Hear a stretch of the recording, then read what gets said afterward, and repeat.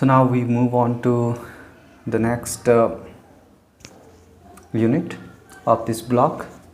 So this is unit 9, and here given performance planning and review. So how performance can be planned and can be reviewed by using performance appraisal. So that's what I'm going to explain today. So first of all, let me select this to underline. Yes, now that's here, it is selected. So the first heading given, concept of performance appraisal. So first let's understand what is appraisals.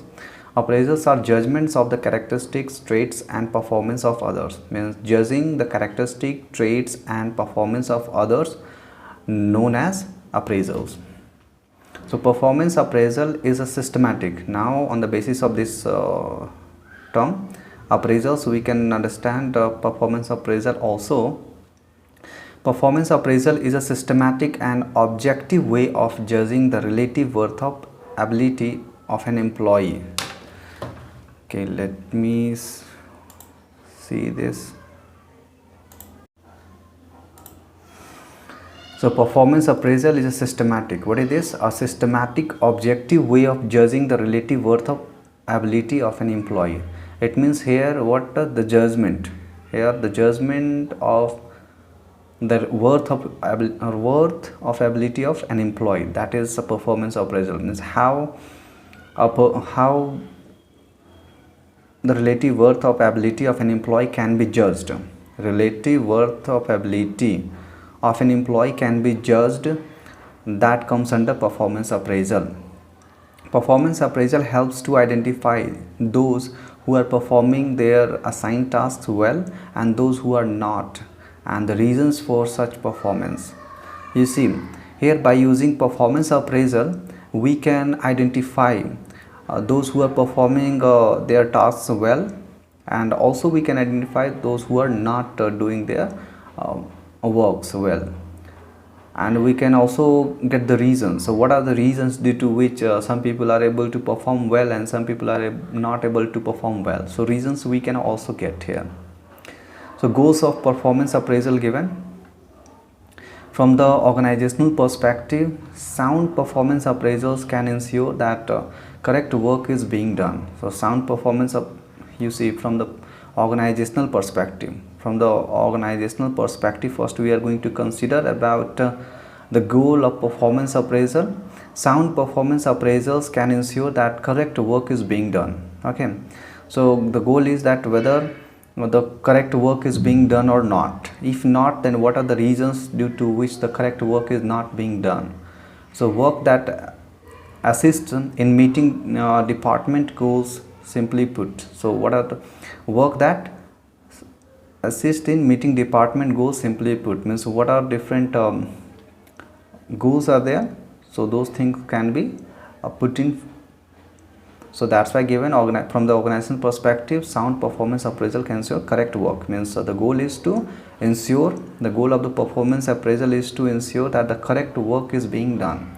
From the employee perspective, from the organizational perspective, it was that the correct work is being done or not. From the employee's perspective, here properly operating performance appraisal systems provide a clear communication of work expectations.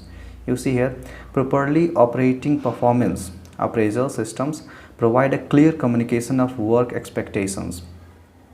You see, properly operating performance appraisal systems provide, so it provides, so performance appraisal provide a clear communication of work expectations. So means what are the different expectations are there for the employees, or you can say what are expected of employees to do. So those things can be easily communicated to the employees by a performance appraisal system. Knowing what is expected helps one to cope better with the stress usually associated with a lack of clear direction. So now here by performance appraisal, employees get to know the exact exact things what they are being expected of, and so what they should do. So these things they can get the clear direction that in what way they should do the things, and by knowing these things they can easily manage the stress. Objectives of performance appraisal given. So first, now here, so what are the objectives of performance appraisal? The first objective of performance appraisal given to review past performance. So past performance of the employees can be reviewed by performance appraisal system.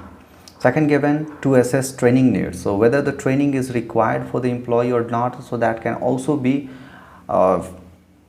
evaluated by using performance appraisal methods to help develop individuals. So individuals develop means because by performance appraisal it is possible to know that whether the training is required or not, and if it is required then the training is provided, and if training is provided then the individual can develop himself.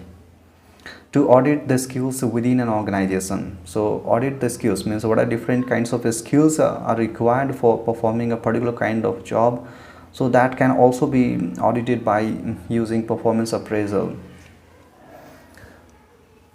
Next given here, to set targets. So objects, next fifth objective given, to set target for future performance.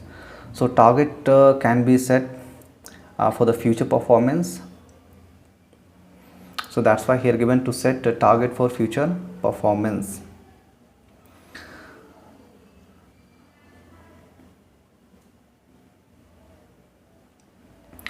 Next objective of performance appraisal given, to identify potential for promotion. So you see here, to identify potential for promotion.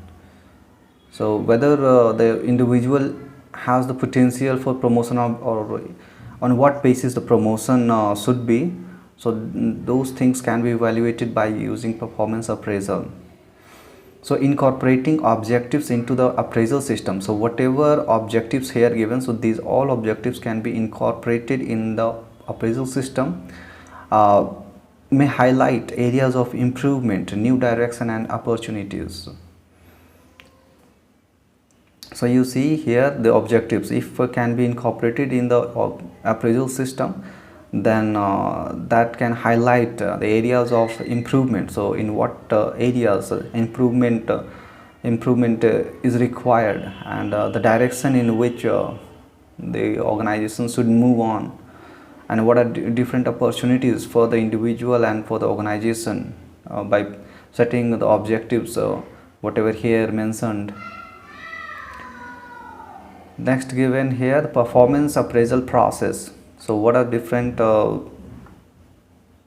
ways by which organizations use performance appraisal? So following steps are involved in the, you see here on the screen it is visible.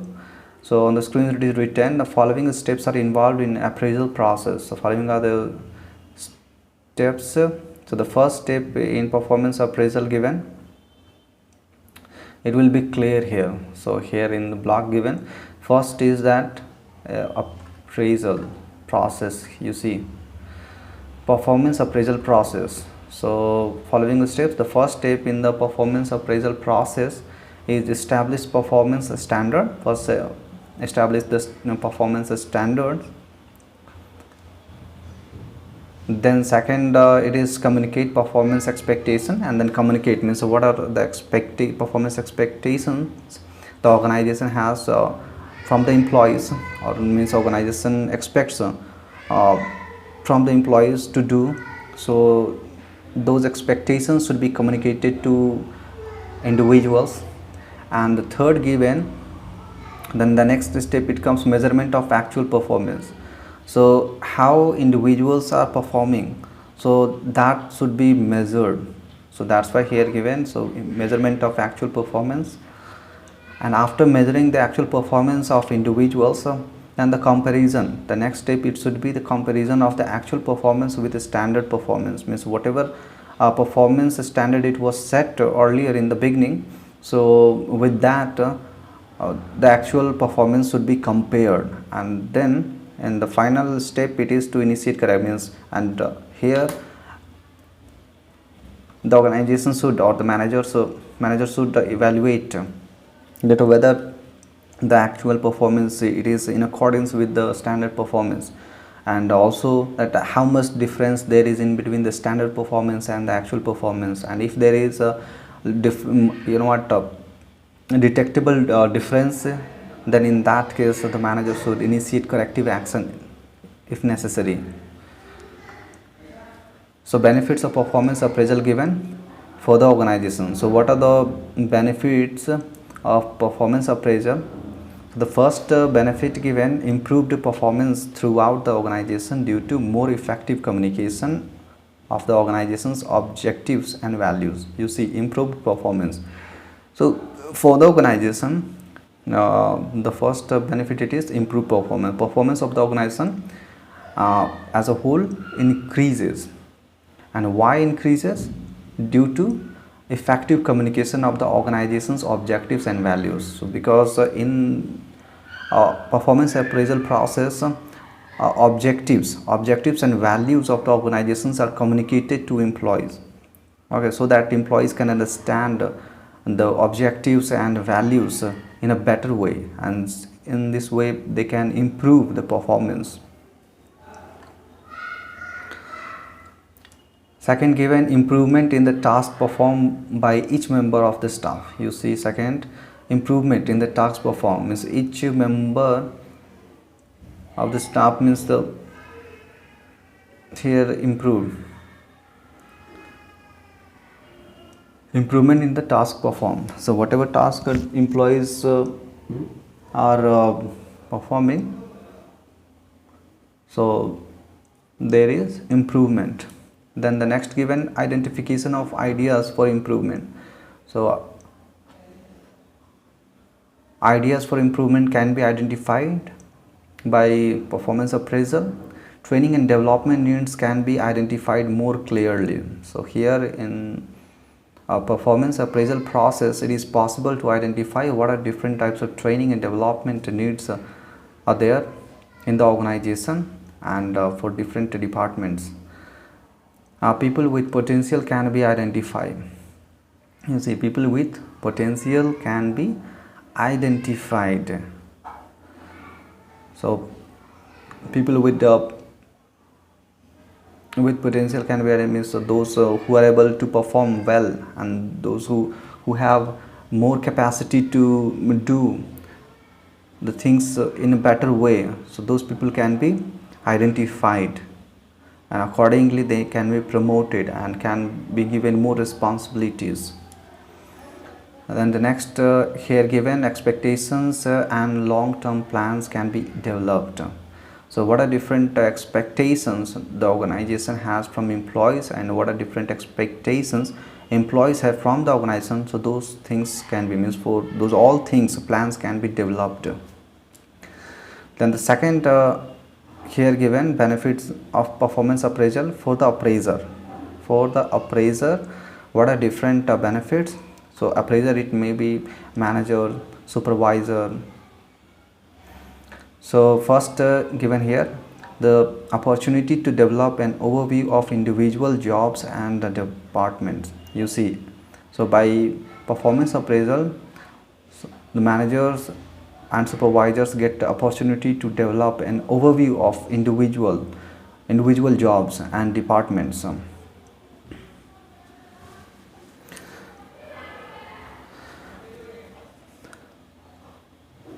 Second given, identification of ideas for improvement. The same thing here, the ideas for improvement can be identified by the appraiser.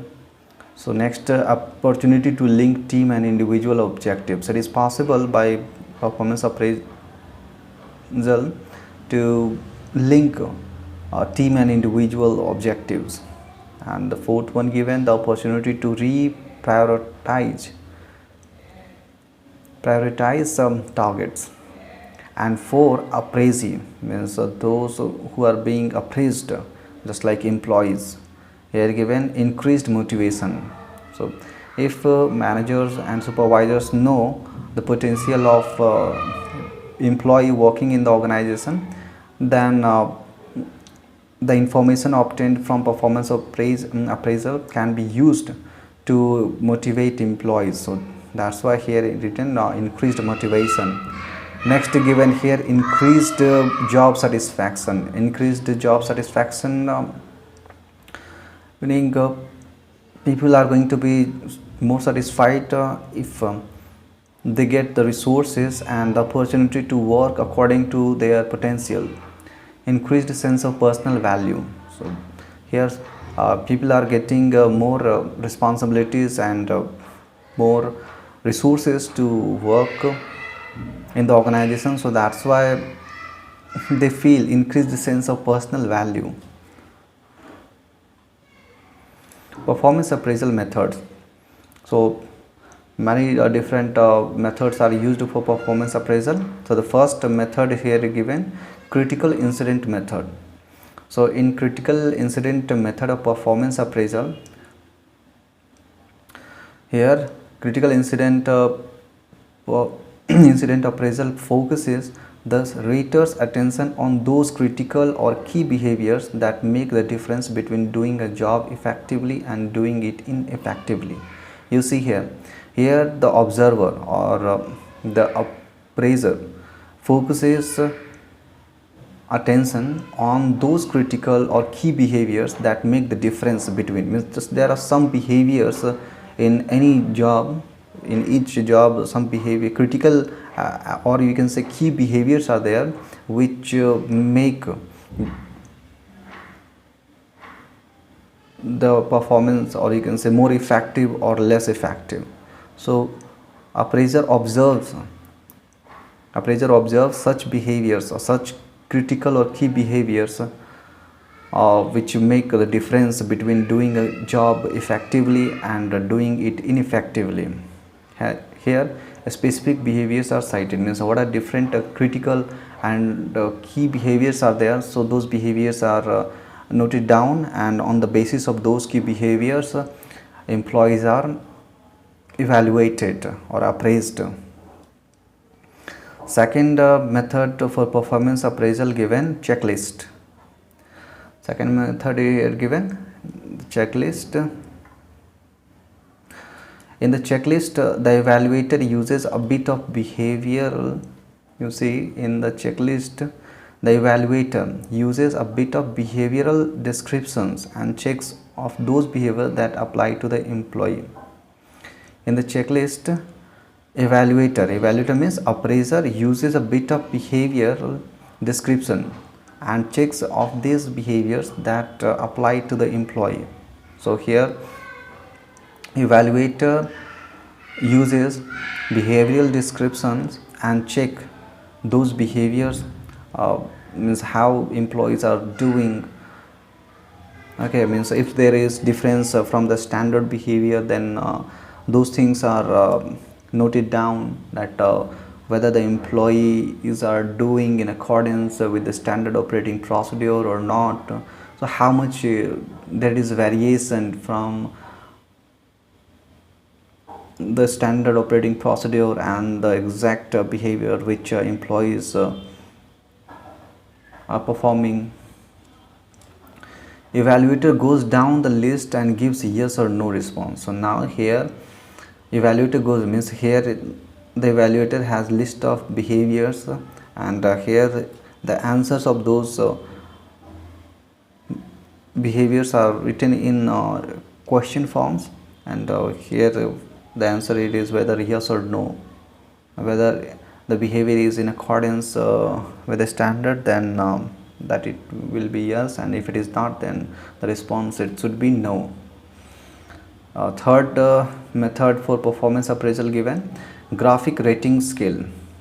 So what is this graphic rating scale? They are used to assess factors such as quantity and quality of work. You see here graphic rating scale are used, scales are used to assess factors. So what are the factors which are assessed by graphic rating scales? The first here given, the quantity and quality of work, job knowledge, cooperation, loyalty, dependability, attendance, honesty, integrity, attitude, and initiatives, etc. So these are the factors which are being assessed by graphing rating scales. The fourth method given, forced choice method. So what happens here, the forced choice appraisal is a special type of checklist, but rather has to choose between two or more statements, all of which may be favorable or unfavorable. So here in a forced choice method, so here again checklists are given, and it is not that only one answer is going to be correct. Many or all can be correct. So that's why here written all of which may be favorable or unfavorable. So the appraiser's job is to identify which statement is most descriptive of the individual being evaluated. So maybe some statements are given, so out of those statements, all statements are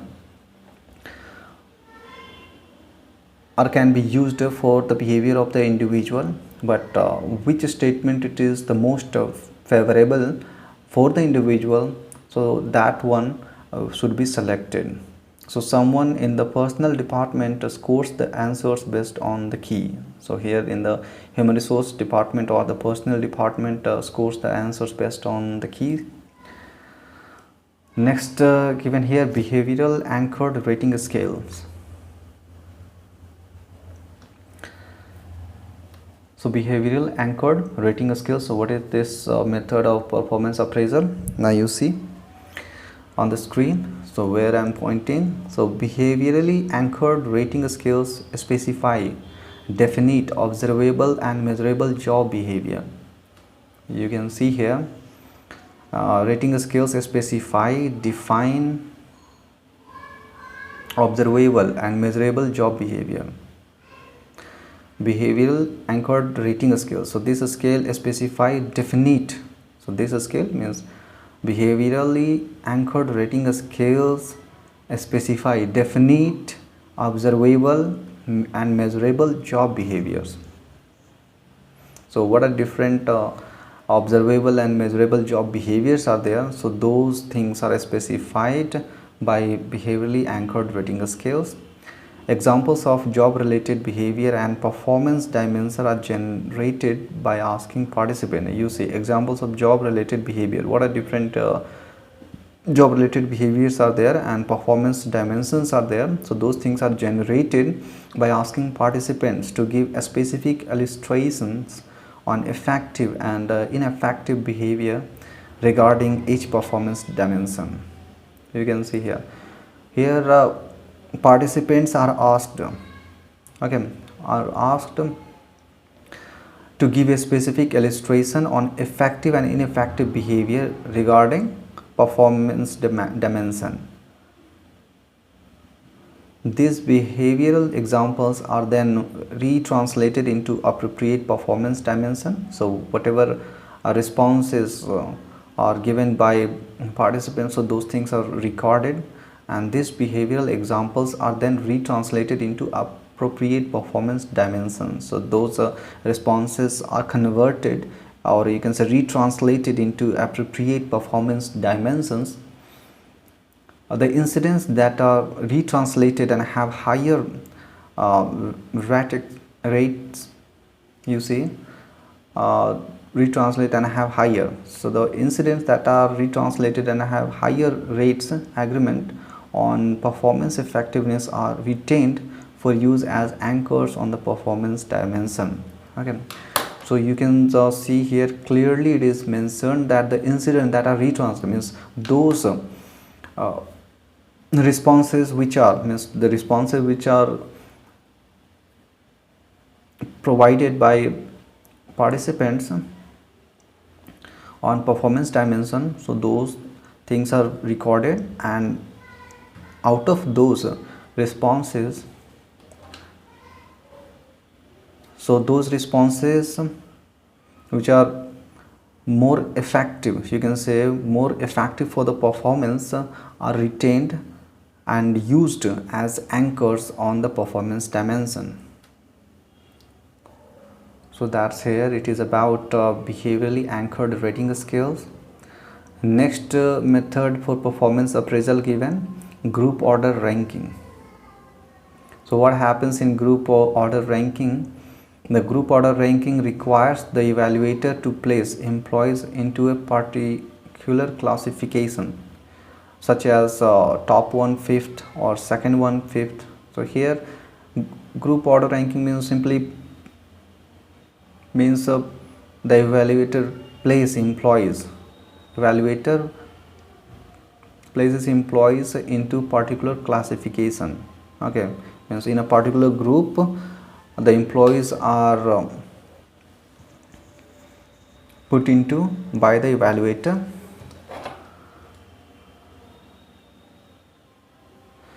Next, seventh method given, 7th method, that is individual ranking.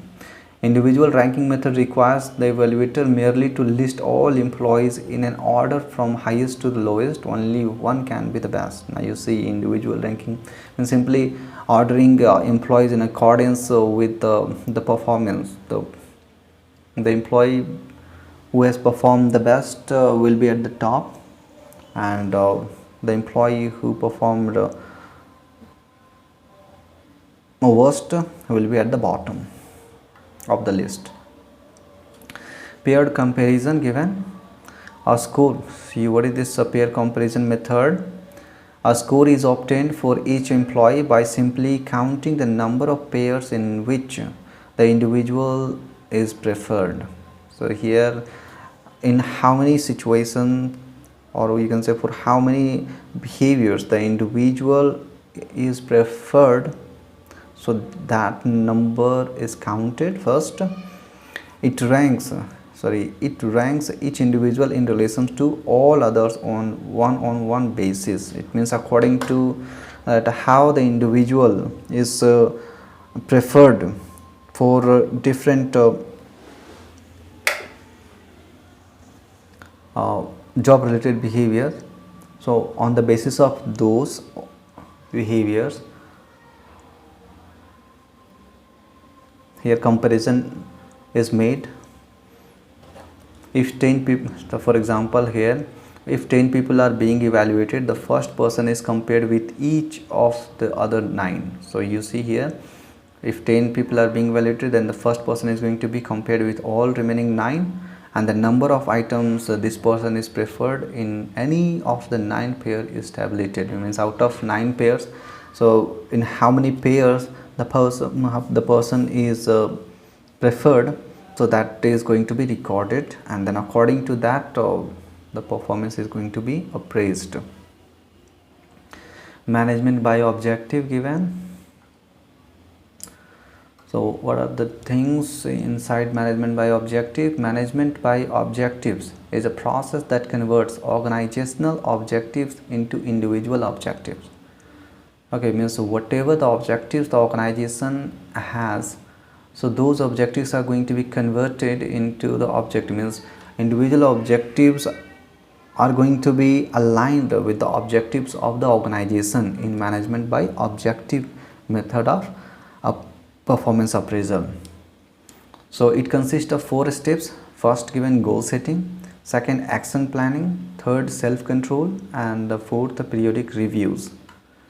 So the first goal setting given, managers and subordinates jointly identify those goals that are critical for the subordinate to achieve. So here managers and subordinate jointly identify those goals that are critical for the subordinate to achieve in order to fulfill the requirements of the job as determined in job analysis.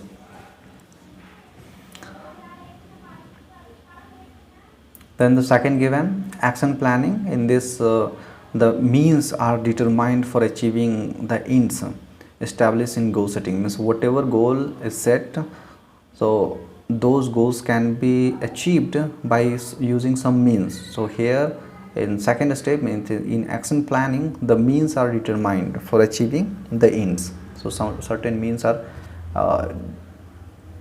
determined, so how the goal can be achieved.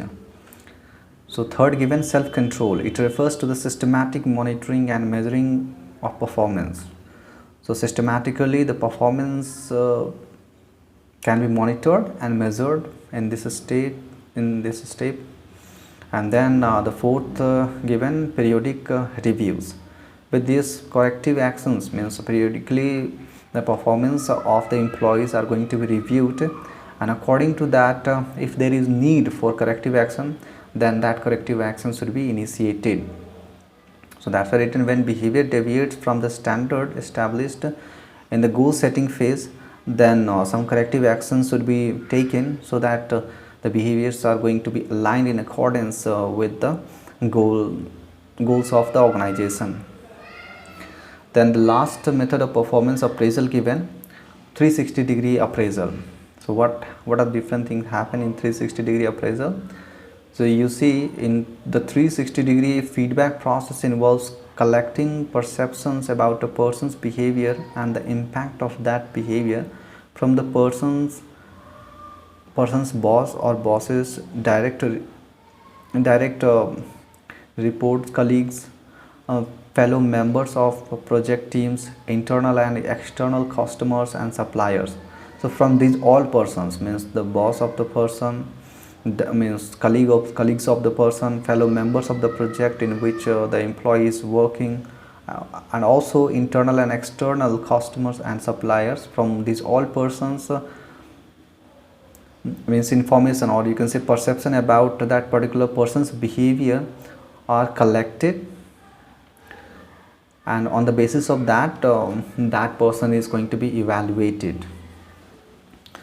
So it allows each individual to understand how his effectiveness as an employee, co-worker or a staff member is viewed by others. It means by using this method, means by using 360-degree appraisal method, the employee is able to understand that how others see him,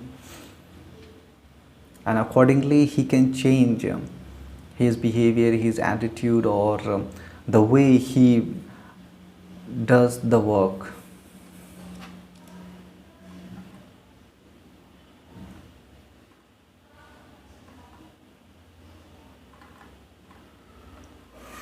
And the next given, performance counseling. So what is this performance counseling?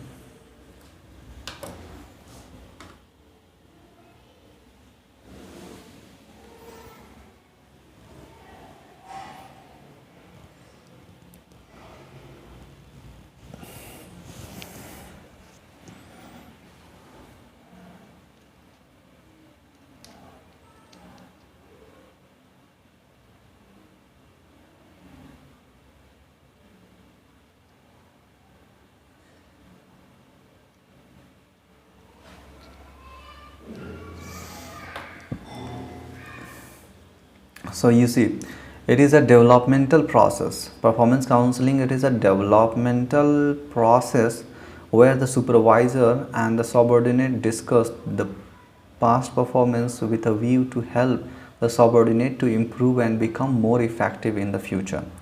So what happens in performance of counseling? So this is first we should understand this is a type of developmental process. Okay.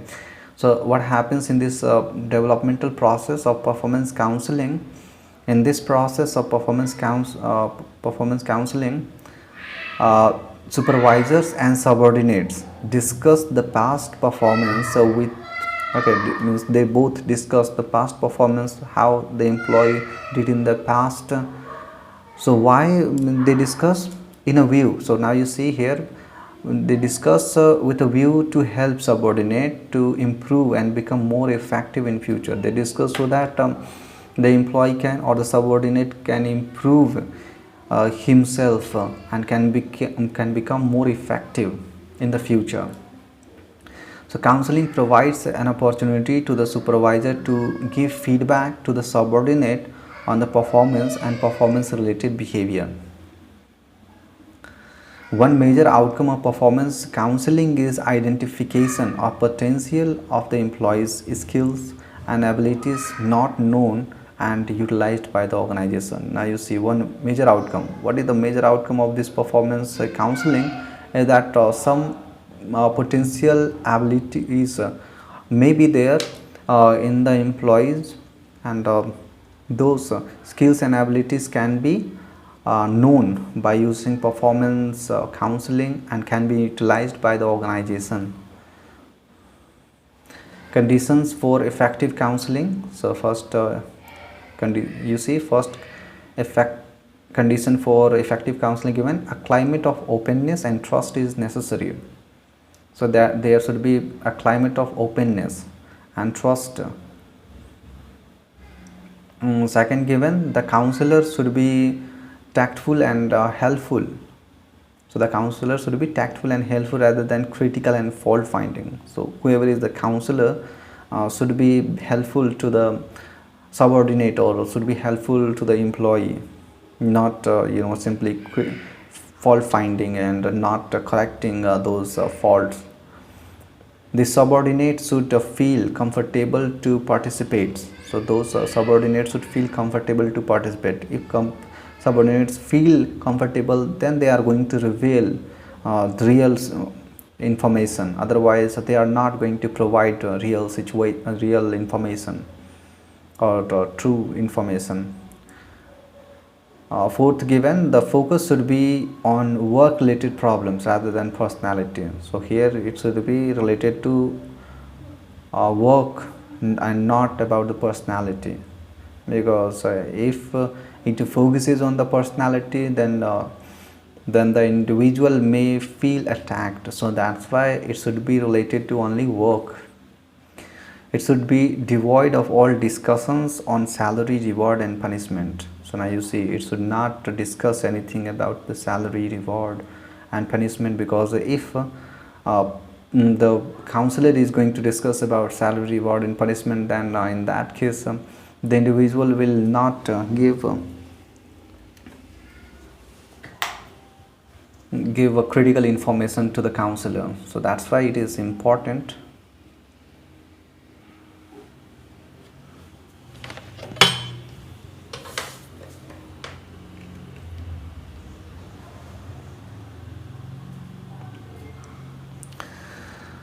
So career path. So what is this career path? You see, career path basically refers to the opportunities for growth in the organization. Means how individuals are going to grow in the organization. Availability of such opportunities has tremendous motivational value. So availability of such opportunities, if such opportunities are available, then means if career path, or you can say career growth opportunities are available in the organization, then those opportunities will motivate employees. So career paths can be of two kinds. The first here given, those where designations change to higher level position, job remain more or less the same. You see, designation changes to higher level in first career paths, but job remaining more, means job remains the same but designation changes to higher.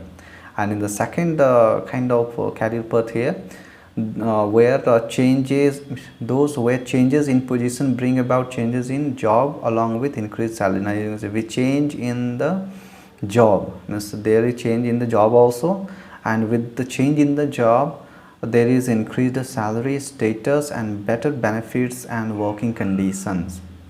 So now you can see in the first kind of career path, only designation changes to higher level, but job going to remain the same. But in the second case, here with the change in means in the second case designation changes, and with the change in the designation there is a change in the salary, status and benefits also. So some problems are there in performance appraisal. So what are different kinds of problems may arise in the performance appraisal? So that's what I will explain now. Okay, you see here problems in performance appraisal given.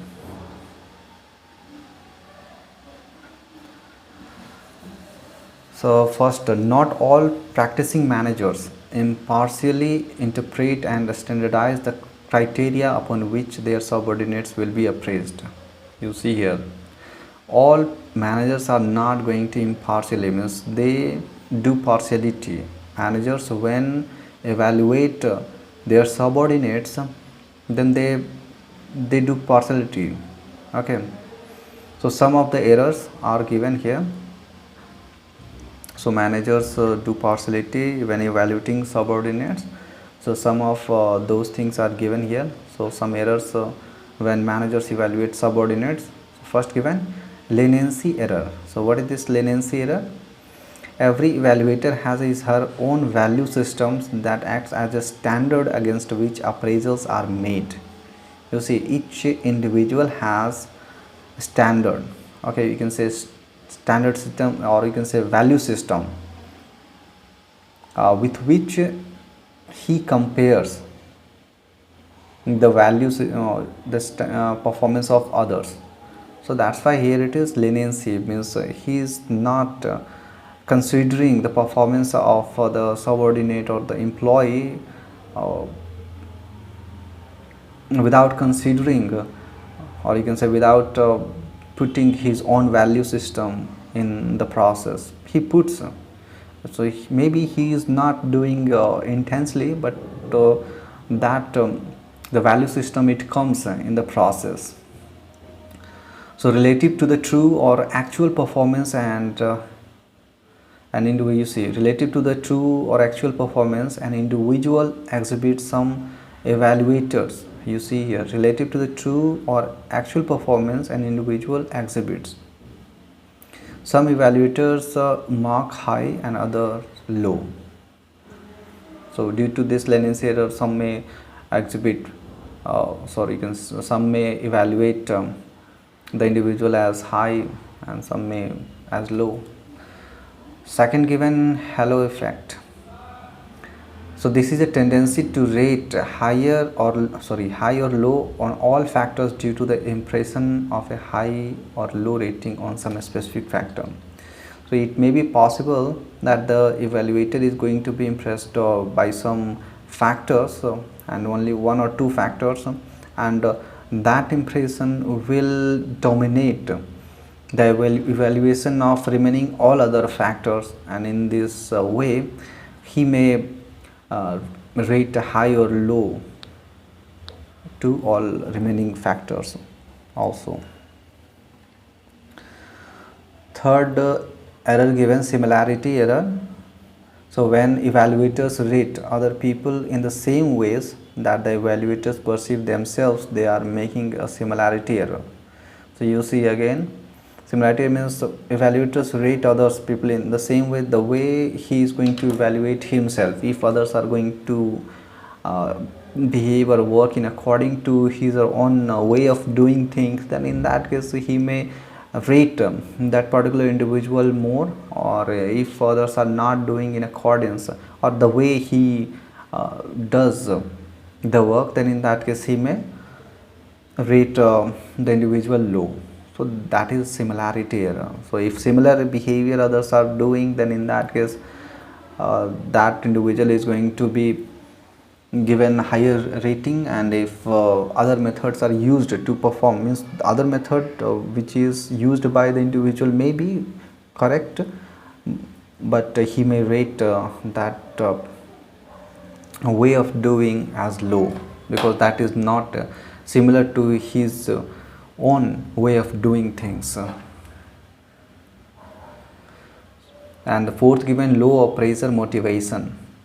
If the evaluator knows that a poor appraisal could significantly hurt the employee's future, then the evaluator may be reluctant to give a realistic appraisal. You see, low appraiser motivation. So in some cases it may be possible that evaluator may not, or you can say may be reluctant to give realistic appraisal. So why he will be reluctant to give a realistic appraisal?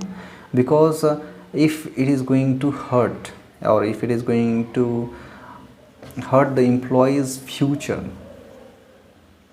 then in that case he may be reluctant to give realistic appraisal. Then fifth one given, the central tendency.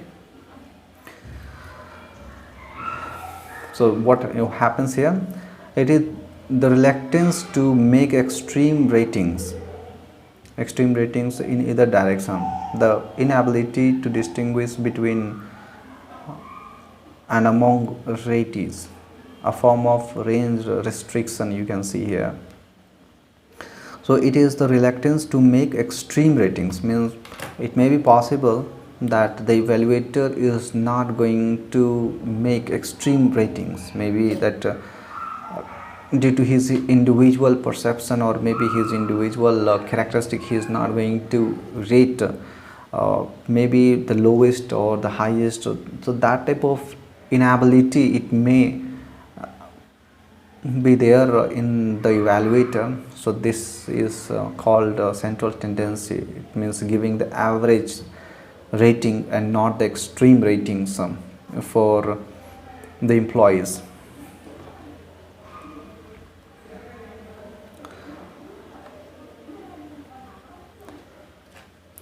Effective performance appraisal. So that is the last topic of this unit that I will explain here. So effective performance appraisal, no matter how objective a system is designed, it will continue to be subjective.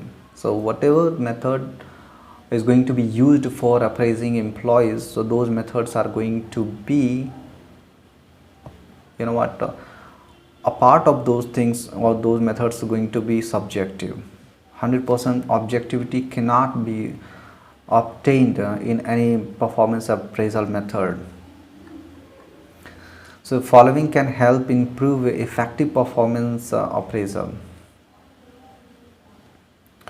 So following are the things which if evaluator keep in his or her mind, then in that case performance appraisal can be more effective. First, given, the supervisor should be told that performance appraisal is an integral part of their job duties. So in the beginning, when the supervisor is going to work as supervisor in the organization, then at that time only he should be given the information that performance appraisal is the part of his job. Second, given, the supervisor should be provided systematic training on writing performance reports and handling performance interviews. So if supervisors are trained on writing performance reports and handling performance interviews, then they will be more effective.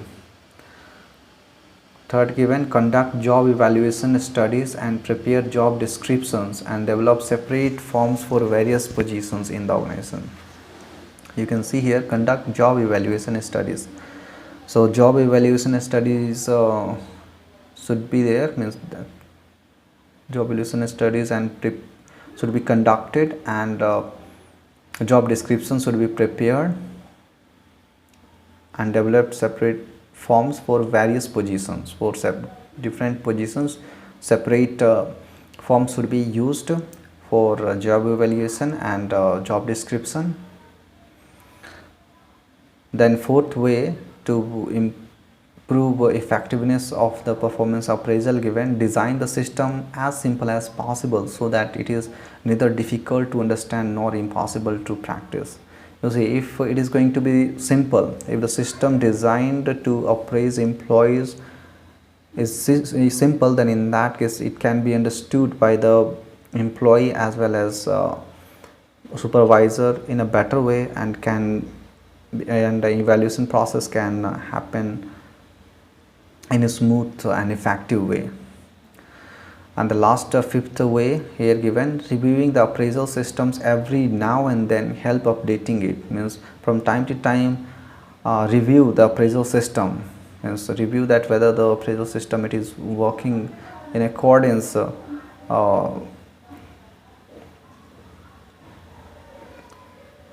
the organization or not, and if it is possible, then make suitable changes, evolutionary changes. So here written evolutionary changes. So evolutionary changes means gradual change should be there, not abrupt or sudden change. Okay, so that's all about this unit.